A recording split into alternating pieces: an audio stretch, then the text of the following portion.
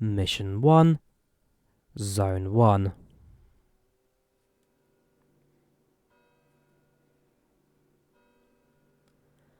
Welcome to London Roads Depot. This is a northbound service which will travel to and terminate at Queen's Park. So hey guys, Drawyah here, and welcome to Dovetail Games Train Simulator 2.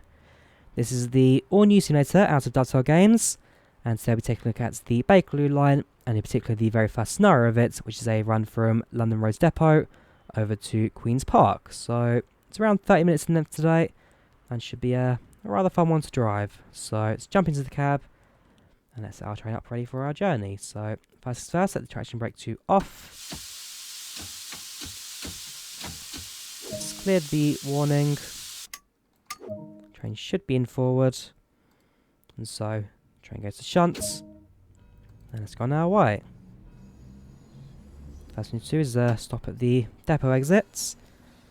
And coming out of London Road Depot, it's definitely a slow bit of track this.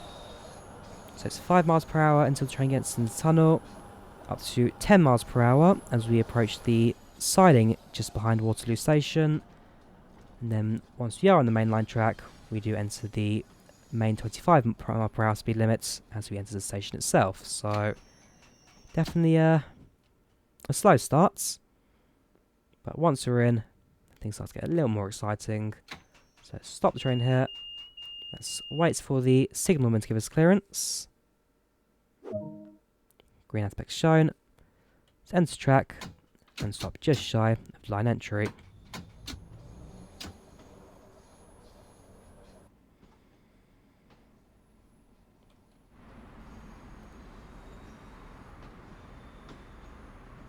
Yeah, nice and slowly. Nice and slowly. Eventually though, we will need to start acting with the brakes, so it's a relatively steep bit of downhill track this, up to a 3.3% gradient, and therefore we do need to start playing around the brakes just to ensure that train is going down safely. As we will bring it into passenger service, we shall set the destination to Queen's Park. We shall turn on the passenger saloon lighting. And let's also turn off the cab lights, since under TfL regulation, the cab light stays off during tunnel journey. That's down to the fact that 1, lights on in a dark tunnel can cause eye strain for the driver, and 2, extra lighting will cause windshield glare and therefore minimise visibility. So, light stays off, we drive in darkness today. As you can see, the train's now starting to pick up speed relatively quickly.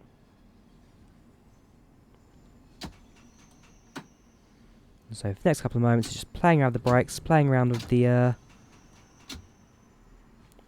traction control here, and slowly manage our speed.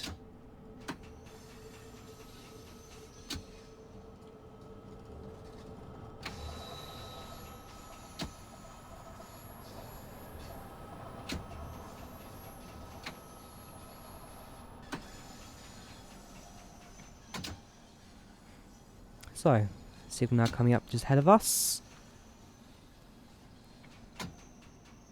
Also expects the speed limit to increase very shortly, up to 10 miles per hour.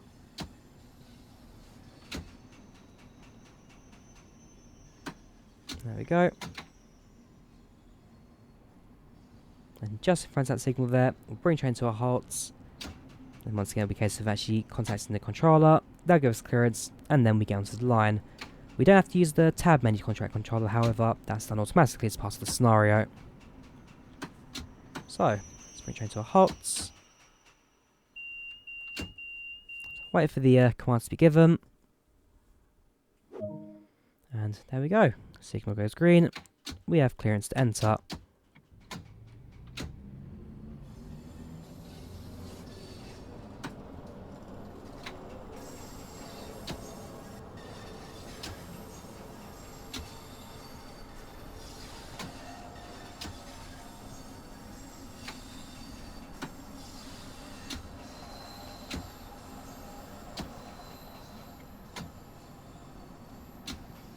Almost there. Line is slowly straightening out now, up to 50 miles per hour speed limits. And there we go, entering the crossing now. and entering the two main running lines of the Bakerloo. So, service today. First station will be at Waterloo. After Waterloo, we've got a train passing over there. After Waterloo, we'll be going to Embankment, Charring Cross, Piccadilly Circus, Oxford Circus, Regent's Park, Baker Street, Marylebone, Edgware Road, Paddington, Warwick Avenue, Maida Vale, Kelban Park and Queen's Park. And then after that, I believe we'll then drive into the sidings at Queen Park, where then we'll change ends and then go down back to Elephant Castle. But well, we don't change ends, that just happens naturally when train turns around. It's currently 6:05 in the morning, so about an hour away until rush hour starts, and therefore anticipate some relatively quiet platforms, but slowly starting to build up as we continue our journey.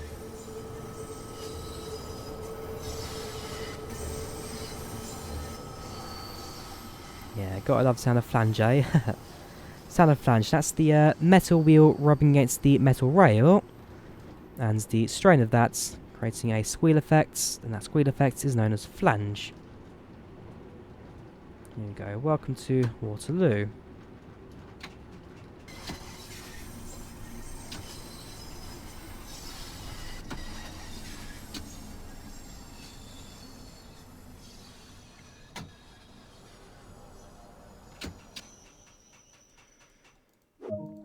Right side doors open. Let's monitor the platform. In a couple of moments, we'll be on our way to our journey. So, in terms of the main operations of Bakerloo, since we are a fast-paced metro network, it's pretty much a case of get to the station, open doors, close the doors, and go. It's a very quick pace, very quick start and stopping. So, you have to be exact with this line, especially to keep close to the schedule. We're a little bit behind right now, not by much.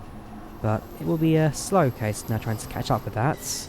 Presumably as we're doing our introduction to the video, add a bit of time to the start there, so should be alright. But just a case of really being very proactive without braking acceleration.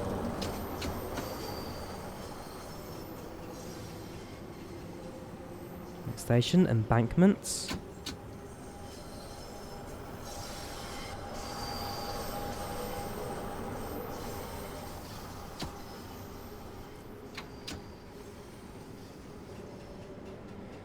I was got to say, I mean, we're driving at 30 miles per hour, but it certainly looks a lot faster. So when it comes to the London Underground trains, they're not particularly fast, but because you are so low to the ground and everything's so close around you, it's kind of like an illusion. Because of how close everything is, you certainly look like you're going a lot faster than you actually are. I mean, it's like that of anything. You're in an aeroplane, you're at 600 miles per hour, and yet you look outside the window, everything's moving by relatively slowly. And yet if you did 600 on the ground, well, you can kind of imagine what that speed would look like. So, yeah, it's kind of one of those illusions where the lower you are to the ground, the faster things looks. And London Underground, especially the deep level tube, is very much a,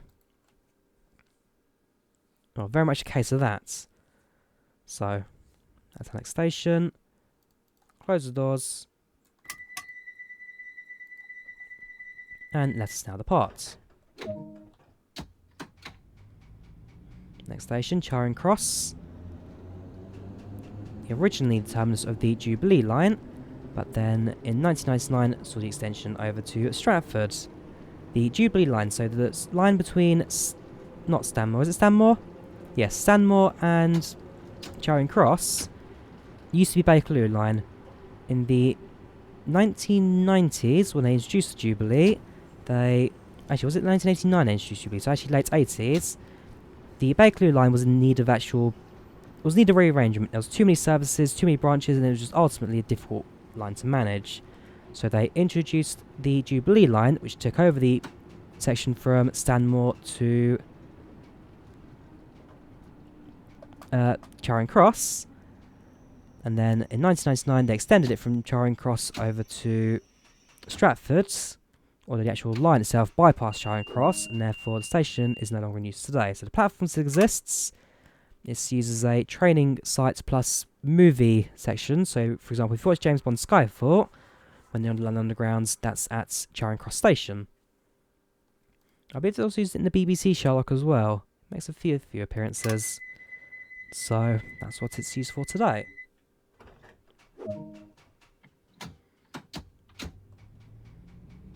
Next station, Piccadilly Circus.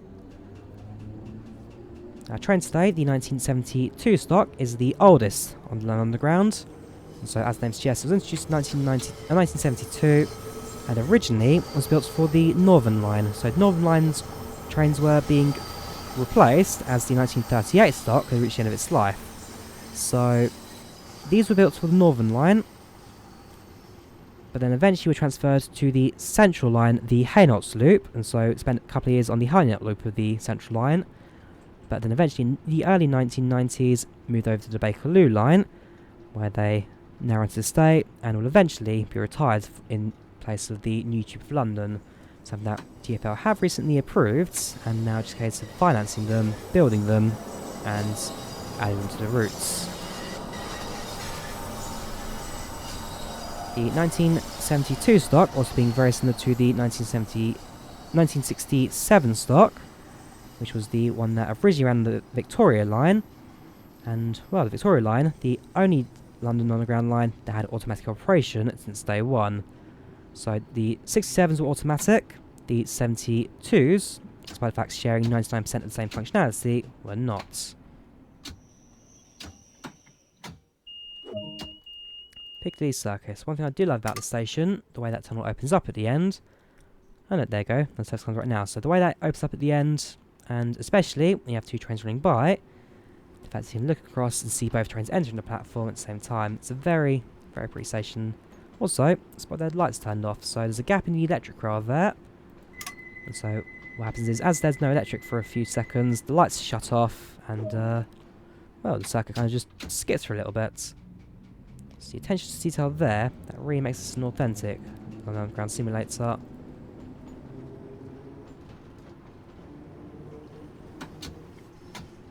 Next station, Oxford Circus.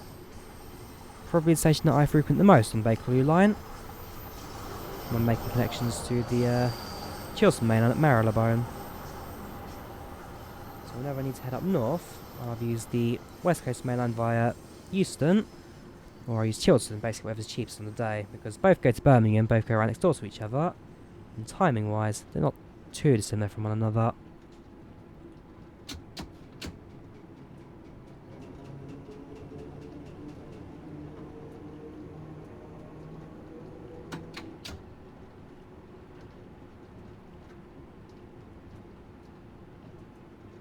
About half mile from the station. Increase our speed. And so, with London Underground, I mean, the reason why these tunnels are so small, so there's two types of London Underground train. You have subsurface, which is the Metropolitan, Circle, Hammersmith City and District lines, and you've got the deep level tubes, which is the rest of them. So, Central Line, Victoria, Piccadilly, Bakerloo,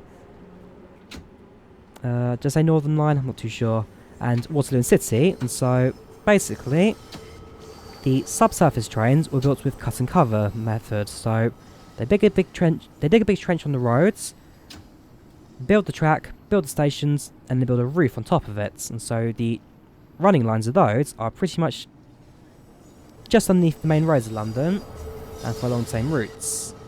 The deep level trains, they're a lot more freehand, I guess, and run on their own. So this was done, well, the Bakerloo specifically had been done with a great head shield, which was a giant shield placed in front of the tunnel, and then people would use shovels or dig away, move the dirt out, push the shield forwards, dig, and just go slowly until the tunnel is built.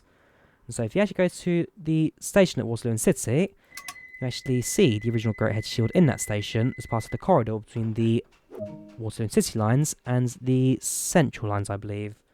And so, nowadays we have tunnel boring machines, TBMs, that do the work automatically. But back when these lines were being built, they had been dug by people, and, well, it's a monumental effort that had been put into creating these trains. Likewise, the reason why the London gets so hot in the summer is because the geology under London is all clay. a lot of London is sitting on clay, and well, it's a great absorber of heat. So, back when London Underground first opened 150 years ago, it actually used to be rather cold. All the heat would be absorbed by the clay, and so air temperatures were cool. It was quite a pleasant journey to run on. In fact, some of the original adverts to London Underground were actually to say, come to London Underground where it's cooler down here and you can run a train across the city. But as the clay soaks in all the heat, and eventually it became less efficient at doing so because it kind of just got fill up. It took all the energy and it just had nothing else it could do. So now it's slowly releasing all that energy, releasing all that heat, combined with the fact that you're running trains all the time, constantly. As a result, it means that the tunnel's getting hotter and hotter and hotter because now the heat has nowhere to go. The clay can't absorb anymore, and so it now just sits there and heats everything up.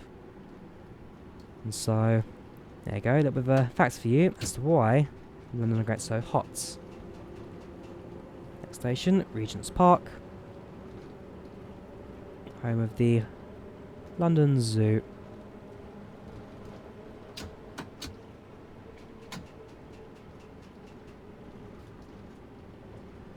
And again, just the level of detail of these stations, even just the different methods of lighting. So you can see here the station is much more, I guess, yellower than the other stations. So these are obviously the older halogen light bulbs as opposed to LED.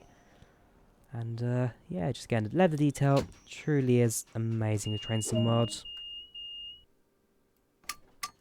Doors open. Let passengers board.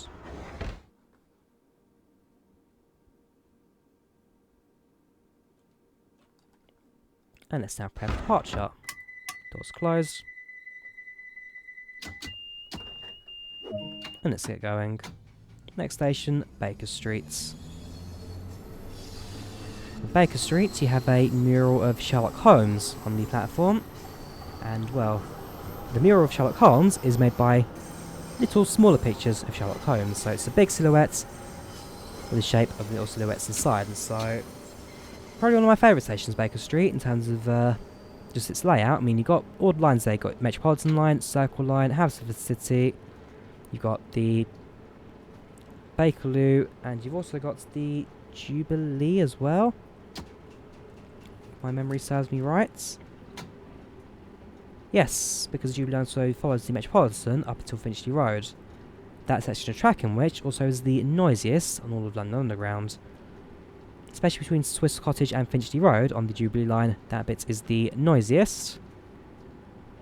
Other hotspots are the Bank branch of the Northern line, and also the eastbound trains from Shepherd's Bush to, White City to Shepherd's Bush. Trains get very, very loud in that section. Well above 100 decibels.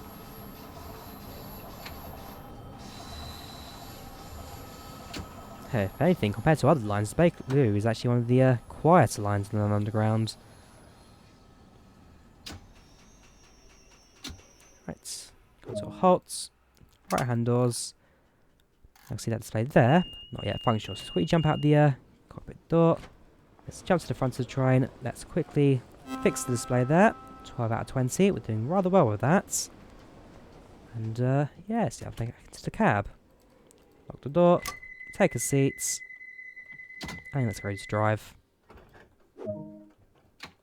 Next station, Marylebone. Probably the second most frequent station on the Bakerloo Line for me.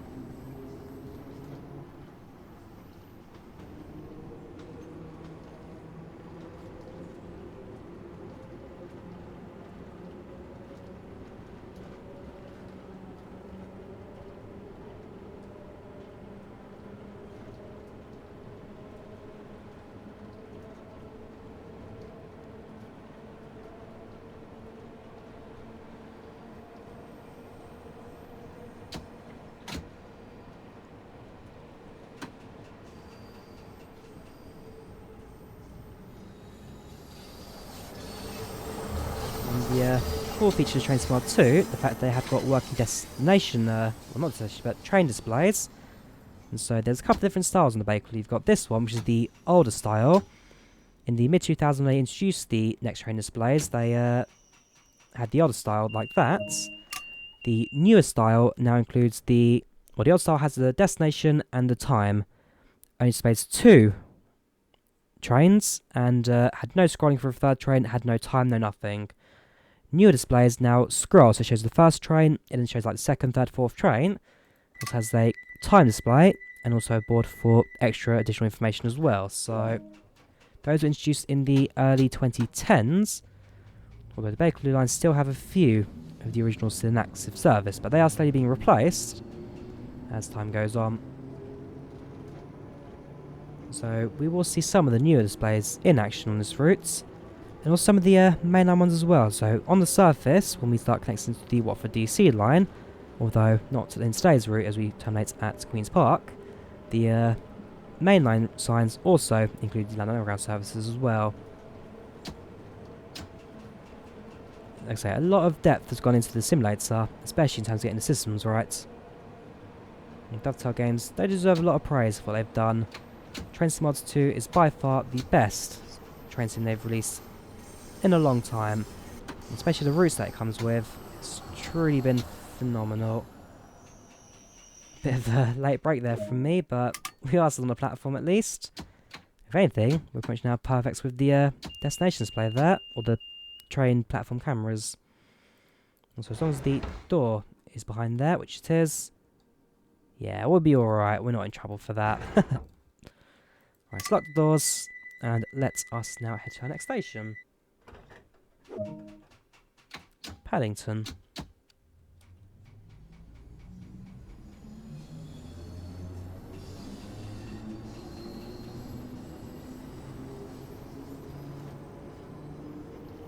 Not too long to go now, only about 4 more stops.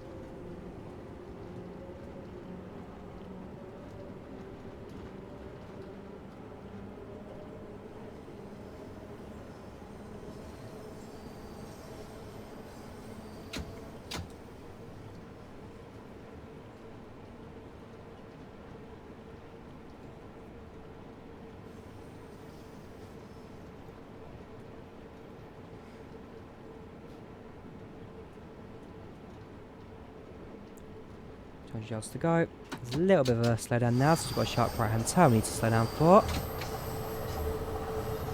And there we go. Slow down for the turn. Keep some power and keep the train going. And there'll also be a very, very slight climb up the station as you come to a halt. As you get closer to the surface, the climb starts to get a bit bigger. But for now, just in case, keep the train powered around the turns. The station with the biggest bend in the platform is going to be the one at Bank on the Central Line. To point out the gap between the train and the platform, at some cases where the carriages end, actually can reach up to a foot. So the Central Line platform at Bank is by far the biggest bend on all of London Underground.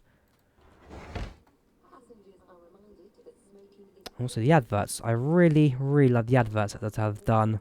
When they announced the Bakerloo Line, the first thing that went to my mind was how they're going to do the adverts, because that's, I guess, one of the big things about London Underground. You got the trains, you got the tube tunnels, you've got the stations, you've got the adverts, which is absolutely packed full of them. So, okay, it may not have been the very first thing, but it was certainly in there in my mind how they deal with adverts. But the set they've got, they look convincing, they look good. There's a couple of funny ones in there as well.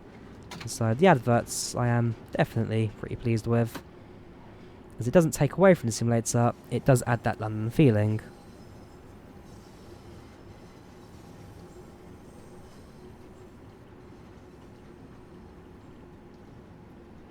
Right, Warwick Avenue, our next station, followed by Maida Vale, and then Kelban Park, which will be our penultimate stop.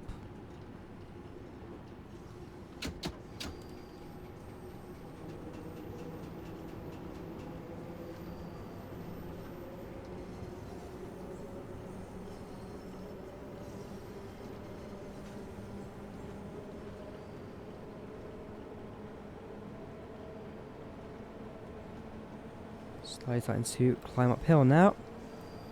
to a 1.2% gradient. Train will hit up to around 35 miles per hour. And start slowing down for the station. Top speed of the train is 40. They used to go faster when they were introduced into service back in the 1970s, but as time went on, as the trains wore on, the speed limits were added, and so basically it's there to kind of protect the train. For example, the Central Line 1992 stocks used to be able to go up to about, I think it was 60 miles per hour, but as the trains became older, and well, they do bounce around a lot. The Central Line is certainly one of the least stable trains in terms of bouncing around. And so, yes, as time went on, trains started to fall apart. They had a speed limit restriction just to kind of keep the trains running a few years longer before they need a renovation and eventually need replacing. So, yes, Bakerloo Line, certainly now one of the slower lines on the underground, but definitely one of the more comfy ones. I mean, the seats on this train, I do absolutely love the traverse seating as well in the driver cars. Very, very nice indeed.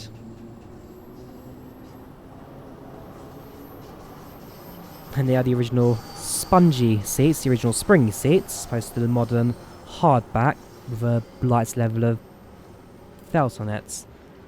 I'm not quite sure why they actually don't use the old style spring seats anymore.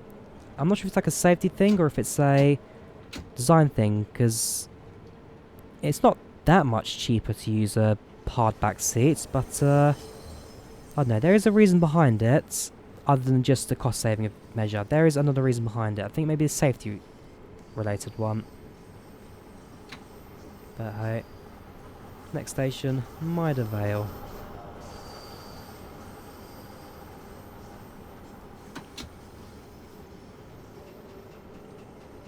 Ooh, 72 miles and 72. Very nice. I do like that.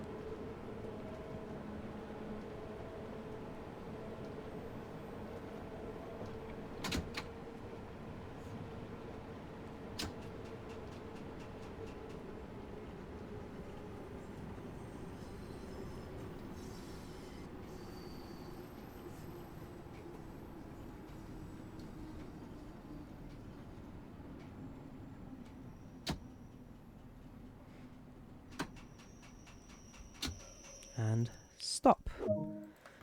So the Bakerloo Line at one point used to travel as far as Watford Junction. So it originally ran to Harrow and Waddstone. In the 1960s, 1970s, they ran it to Watford Junction, but then realised that all it did was add more services to add more congestion to Watford DC line, and therefore create further problems down the line. Eventually, they then decided to bring it back as far as Stonebridge Park, then realised that Stonebridge Park wasn't far enough, and therefore left too few trains between there, Harrow and Waddstone, and Watford Junction. And so after 2 years, in 1979 I think it was, they then restored the original service to Harrow and Waddstone, had some terminate at Stonebridge Park, and basically brought back what they originally had in the first place. But at one point, these trains did used to go as far as Watford Junction, but only for about 7-8 years.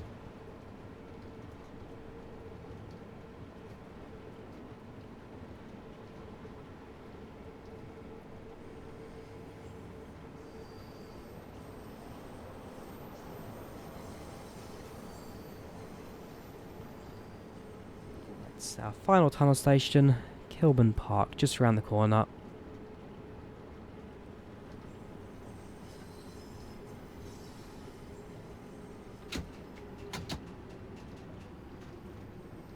And they're going upward of 3% gradients, and so once again it's a steeper station, and the climb out of here to Queen's Park is at 3.3%, so the steepest part of the running lines. I believe it's steeper on the London Depot Road entry and exits, but from the running lines, this is definitely going to be the steepest section now just up ahead. Doors unlocked. Check the passengers. The Blower Period, the Gallery, Embankment London. North Circular Shopping Centre, that's going to be Brent's Cross. That'll be the National Art Gallery. that will be in a good place to be honest. Not quite sure what that's going to be based off of. Although my favourite advert has to be the London Bus movie one. I can't remember the name of it, but that one, definitely quite a fun one.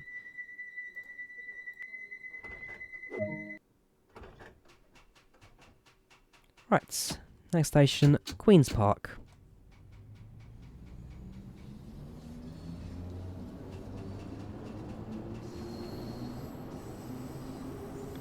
So, we full speed out of the station, we use full speed to climb. As soon as the lights becomes visible as we leave the tunnel, start slow train down. As I say, 10 mile per hour approach to the station. And you also have to navigate around the sidings as well.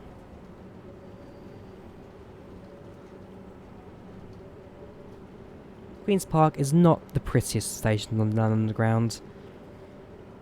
It's a station surrounded by 3 different depots and slow trains that go in and out of all of them pretty much all day long. Certainly not enjoyed by drivers, certainly not enjoyed by passengers.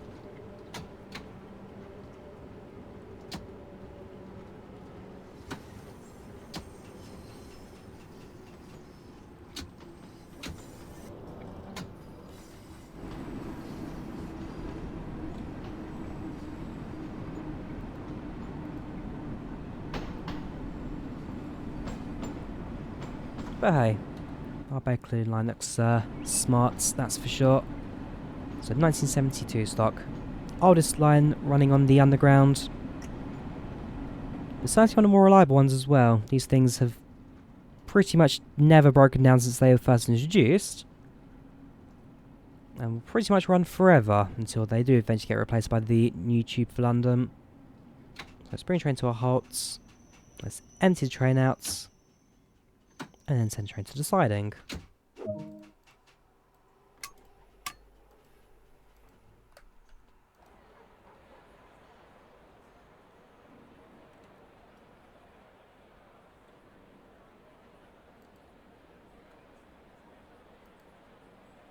Let's close the doors. Ah, okay. Is that it? Fair enough. I thought we'd go into the depot at Queen's Park, as the train would then turn around and then head back to Elephant Castle as part of his next service, but obviously not. Perhaps I have misjudged this. But yeah, overall that wasn't a bad first mission. Certainly enjoyable. Certainly a nice bit of run as well. Just before rush hour, so nice early morning starts, and just before the day starts getting hectic on the underground. So yeah, we'll leave that for another time. And for now, let's bring this one to an end. So I hope you guys have enjoyed the video today. If you did, do please leave a like. Do subscribe as well if you haven't done so already. Thank you all very much for the amount of support you have shown me recently. And over the next couple of days, we shall be doing first the Bakerloo Line missions, and then the Köln to Aachen missions as well. So first we'll do these 5, then we'll do that 5, and I'll think about doing the Sandpatch grade as well, since they're good missions, but some of them do take up to 2 hours to complete, and that's time I don't certainly have at the moment, so we'll see how the future goes, and we'll do that for another time. You guys take care, have a good one, and I'll see you again soon. Bye bye.